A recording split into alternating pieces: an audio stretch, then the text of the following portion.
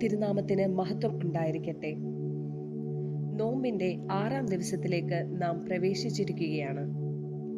ഇന്നത്തെ ധ്യാനത്തിനായി തിരഞ്ഞെടുത്തിരിക്കുന്ന വേദഭാഗം യെശയ്യാ പ്രവാചകന്റെ പുസ്തകം 11-ാം അധ്യായം 1 മുതൽ 9 വരെയുള്ള വാക്യങ്ങൾ.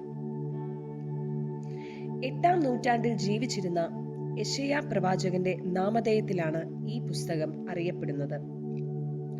യെരുശലേമിനുണ്ടാകുന്ന ശിക്ഷാവിധിയും ബാബിലോണിയ പ്രവാസവും പ്രവാസത്തിൽ നിന്ന് ലഭിക്കുന്ന വിടുതലും ഈ പുസ്തകത്തിലെ പ്രധാന വിഷയങ്ങളാണ്. 1 മുതൽ 12 വരെയുള്ള അധ്യായങ്ങളിൽ ശിക്ഷാവിധിയുടെ പ്രഖ്യാപനത്തോടൊപ്പം യെരുശലേം ദേവാലയത്തിനും ദാവീദ് രാജവംശത്തിനും ഉണ്ടാകാൻ പോകുന്ന വീണ്ടെടുപ്പിന്റെ വാക്കുകളും രേഖപ്പെടുത്തിയിരിക്കുന്നു. ഈ വേദഭാഗത്ത് പ്രധാനപ്പെട്ട 2 ചിന്തകൾ ഉൾപ്പെട്ടിരിക്കുന്നു.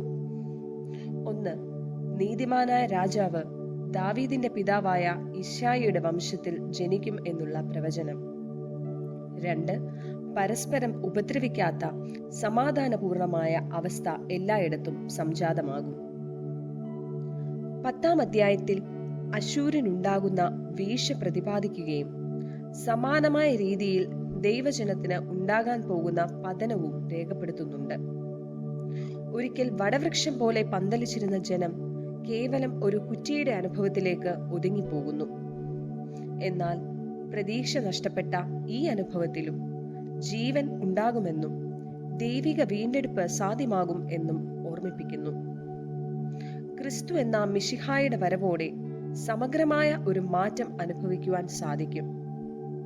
പ്രിയമുള്ളവരെ, ദൈവത്തിന്റെ പദ്ധതികൾ മനുഷ്യന്റെ പരാജയങ്ങളാൽ ഒരിക്കലും നഷ്ടപ്പെട്ടു പോകുന്നില്ല എന്നതാണ് പ്രത്യേകത. മുദ്രവെച്ച കല്ലറകളിൽ നിന്ന് യേശു കർത്താവിന്റെ ഉയർപ്പ് സാധ്യമായതുപോലെ ഫലസമൃദ്ധിയുള്ള തോട്ടങ്ങളിലായിരിക്കില്ല എപ്പോഴും ദൈവിക പ്രവൃത്തി സാധ്യമാകുന്നത്. മറിച്ച് പലപ്പോഴും എല്ലാം അവസാനിച്ചുവെന്ന് തോന്നുന്ന ഇടങ്ങളിലാണ്. ഭൂമിയിലെ മറ്റ് രാജാക്കന്മാരെ പോലെ അല്ല ദാവീദിന്റെ കുലത്തിൽ പിറക്കുന്നവന്. ദൈവത്താലുള്ള അഭിഷേകമാണ് ഉള്ളത്.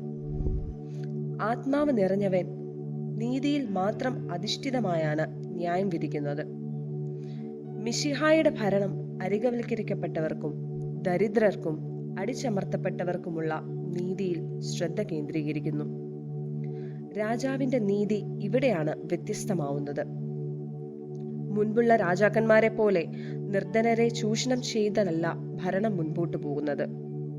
പിന്നെയോ രാജാവ് അവരിൽ ഒരാളായി തീരുന്നു. 6-ാം വാക്യം മുതലുള്ള കാവ്യാത്മകമായ വാക്കുകൾ സൂചിപ്പിക്കുന്നത് ആ മിശിഹായുടെ വരവോടെ ആദിമ മനുഷ്യനിൽ നഷ്ടപ്പെട്ടു പോയ എല്ലാ ബന്ധങ്ങളും പുനഃസ്ഥാപിക്കപ്പെടും എന്നാണ്. അല്പം അതിശോക്തിയായി തോന്നിയേക്കാം. വേട്ടക്കാരനും ഇരയും ഒരുമിച്ച് ജീവിക്കുന്ന അനുഭവം.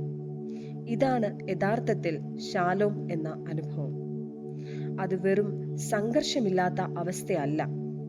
ദൈവരാജ്യ അനുഭവത്തിന്റെ കീഴിൽ അനുരഞ്ജനത്തിൽ ജീവിക്കുന്ന അവസ്ഥയാണ്. പ്രിയമുള്ളവരെ, പാരിസ്ഥിതിക നാശത്തിന്റെയും സാമൂഹിക വിഭജനത്തിന്റെയും ഈ യുഗത്തിൽ അനുരഞ്ജനത്താൽ കെട്ടിപ്പൊക്കിയ ഒരു ലോകത്തെ സങ്കല്പിക്കുവാൻ പ്രവാചകൻ പറയുന്നു. മനുഷ്യർ സത്യമായി ദൈവത്തെ അറിയുമ്പോൾ അക്രമങ്ങൾ ഇല്ലാതെയാകും. ദൈവത്തെക്കുറിച്ചുള്ള അജ്ഞതയാണ് എല്ലാ നാശത്തിന്റെയും മൂലകാരണം. അതെ, ദൈവത്തെ യഥാർത്ഥമായി അറിയാം. രൂപാന്തരപ്പെട്ട് പൂർണ്ണതയിലേക്കെത്തിയ ഒരു സമൂഹത്തിന് വേണ്ടി പ്രതീക്ഷയോടെ നമുക്ക് കാത്തിരിക്കാം. നമുക്ക് പ്രാർത്ഥിക്കാം. ദൈവമേ, നിന്നെ പൂർണ്ണമായി അറിയുവാനും അതിലൂടെ സൃഷ്ടിയോട് അനുരഞ്ജനപ്പെട്ട് ജീവിക്കുവാനും ഞങ്ങളെ സഹായിക്കണമേ. ആമേൻ.